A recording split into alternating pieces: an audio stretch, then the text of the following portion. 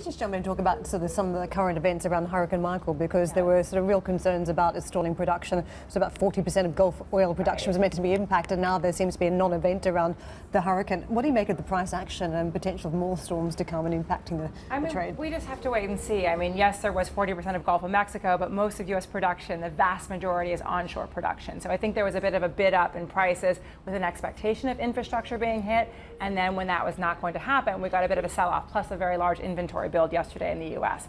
So those are the stories for, I think, for the softness in oil this week. But we just have to wait and see in terms of what the rest of the storm season looks like.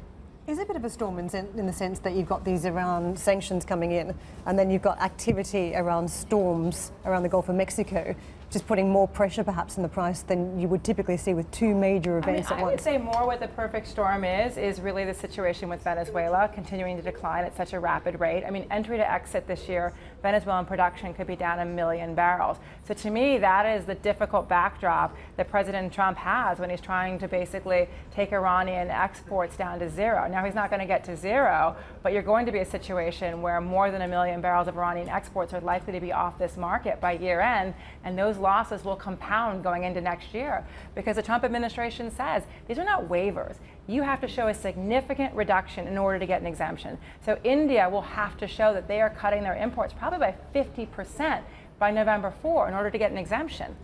I want to jump a whole way away from the fundamentals and the conversation that you and I normally have in the wheel to Jamal Khashoggi's disappearance. Yeah.